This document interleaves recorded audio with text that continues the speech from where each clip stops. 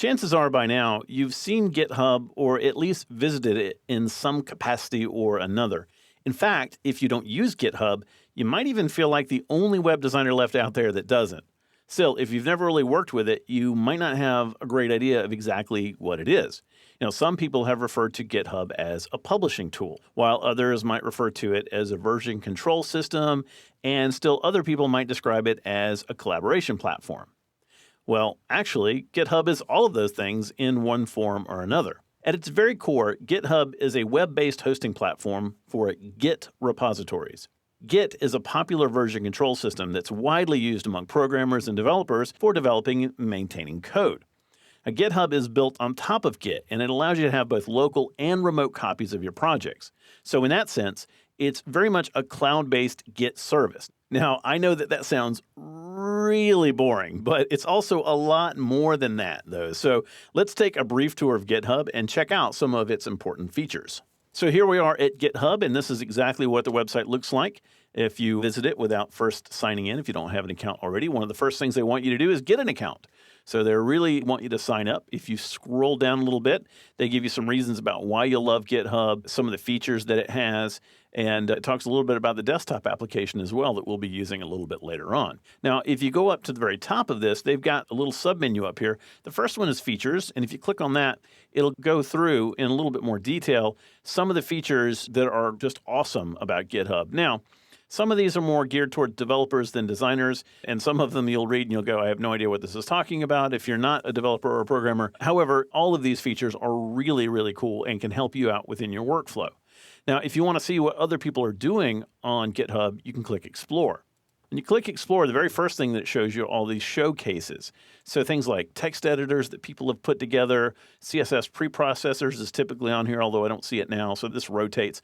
Oh, there it is, CSS preprocessors. They keep moving things around on me. So these are showcases of different types of applications or projects that you can go check out. If you scroll down a little bit more, you have the trending repositories, and repositories is just another name in this case for a project.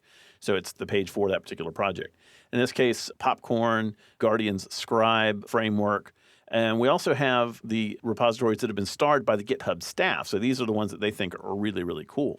Now, using this, you can discover a lot of amazing projects. But if there's already a project that you want to check out and you know what that project is, you can just search for it. If you've watched any of my titles, you know that I'm a huge fan of Modernizer. So if I type in Modernizer and search for that, I get a list of all of the different repos that have something to do with it. Maybe they've been forked, that sort of thing, but this is the main one. So if I click on Modernizer, it'll take me directly to that project's repo or repository page. So here we get to see GitHub in all its glory. And this is an interface that can look a little bit intimidating the first time you see it. If you're thinking, oh, I want to join this, but I don't understand how all this stuff works. So let's just go over the big picture of what you're looking at here and how this all works together. Well, at the very top, we've got two little buttons up here that say Star and Fork. Now, if I was signed in, there'd be another one up here that's called Watch. And Watch would allow me, when I'm signed in, to watch this repository. And when changes are made, it'll update me and say, hey, they've changed this. And that way I can track a project and see what kind of changes have been made on it. Star means I love this thing. You can see Modernizer is well loved. It has almost 12,000 stars.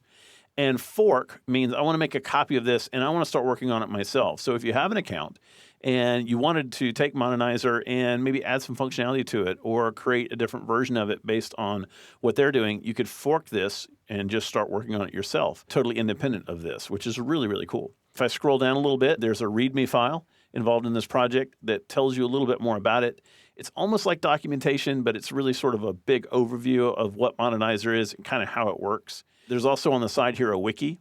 So you could create wikis for your projects that have like frequently asked questions and maybe a little bit more documentation, that sort of thing. And then right up top here, we have the code. Now, this is where all the files for this project live in this particular repository. So if I scroll down a little bit, you can see all of the elements that make up Modernizer and all the elements that you would copy locally if you were to fork this, for example. Now, what's really neat is even if you don't have a GitHub account and you want to take this and do something with it or even use it, notice that you have this download zip link right here that allows you to download all of the files inside this repository locally, which is really neat. We also have issues. So if you click on issues, a project like Modernizer is a big project with a lot of collaborators. So in order to keep track of kind of what everybody's doing, or just if you have a bug that you want them to research, you could open up an issue. And they'll look at that issue, they'll determine what action needs to be taken on it, who it needs to be assigned to, and then they'll close it once the issue has been taken care of. You can also set milestones for your projects and have your collaborators pass milestones based upon the issues that they clear. So there's a lot of collaboration tools available directly here in GitHub as well. So there are three things that GitHub is really, really good for. One is versioning projects and having version control. And that means, of course, that your work as you go through your project are going to be sort of saved in these snapshots so that you can revert back to them or look back through the history of the project if you need to. So it's good for keeping your code clean and well maintained. The other thing that it's great for is publishing projects, just like this.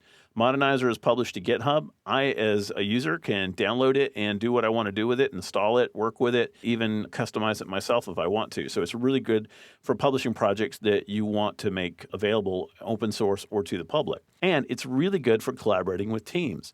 If you have a project page like this and you have developers or designers that are working on it with you, even if they're not local, let's say they're all over the world, they can use this as sort of a hub, if you will, to work with and contribute to your project. So that, of course, is a really powerful feature.